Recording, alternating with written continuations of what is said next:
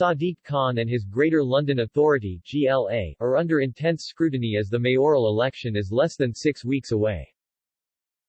While polls predict a landslide victory on May 6, a recent report, which looks at how the Labour politician has punched a hole into the finances of the GLA, could complicate things for him.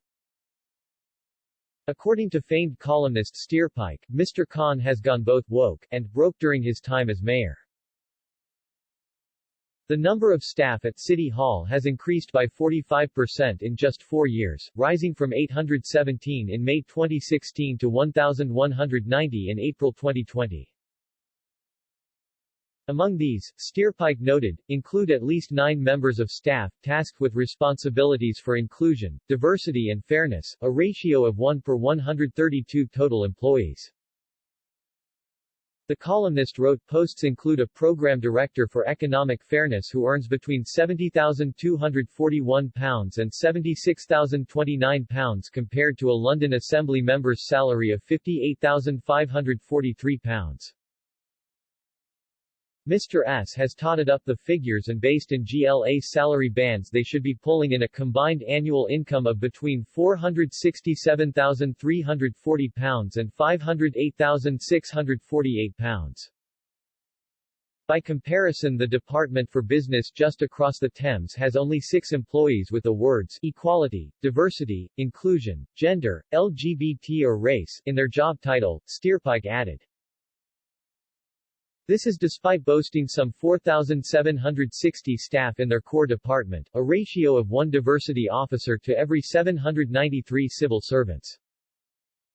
The columnist concluded in his piece for The Spectator, the Treasury has 5 for 1,700 staff, a rate of 1 per 340, while the Home Office has 18 members of its Central Diversity and Inclusion Team. This is to cover a workforce of nearly 37,000 staff or 1 equality officer per 2,000 mandarins.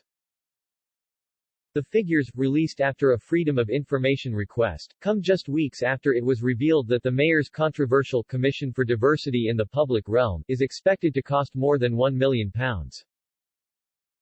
Members of the commission were announced last month and have a brief to review all of London's statues and street names following the toppling of Edward Colston in Bristol last July. Activist Toyin Agbedu has already been forced to resign from the panel after a fortnight following the discovery of anti-Semitic posts by Jewish News. Asked about the figures, a spokesperson for the mayor told the publication, with Londoners still facing discrimination because of sexuality, gender, disability or the color of their skin, the mayor makes no apology for promoting fairness, diversity and inclusion across the capital. The lack of similar posts across Whitehall could suggest that the government does not take issues regarding diversity and equality seriously enough. Earlier this week, actor Lawrence Fox launched his London mayoral campaign by describing the capital as the Cathedral of Wokery, and promising to unlock the city. The anti-woke campaigner unveiled his campaign battle bus, which featured the words, Free London, and a picture of a gagged Winston Churchill statue. Arriving on the bus in Westminster, Mr. Fox said, "I am not a politician, I never wanted to be a politician." He is standing for the Reclaim Party, which he founded last year to fight the culture wars. His campaign will be completely funded by a donation from ex-Tory political donor Jeremy Hosking. He declared, freedom of speech is under threat in the Cathedral of Wokery that is London.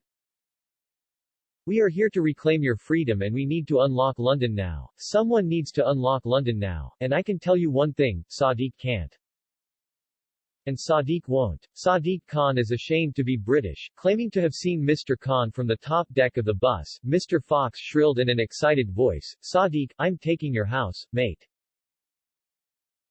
Mr. Fox also confirmed that he will refuse a COVID vaccine until after 2023. Meanwhile, Mr. Khan focused on getting Londoners working as he launched his campaign outside the Savoy Hotel.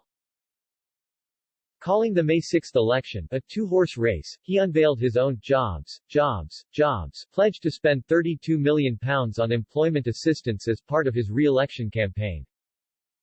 He added, these new training academies will play a key role in helping Londoners get into good quality and well-paid jobs in the future. Quote,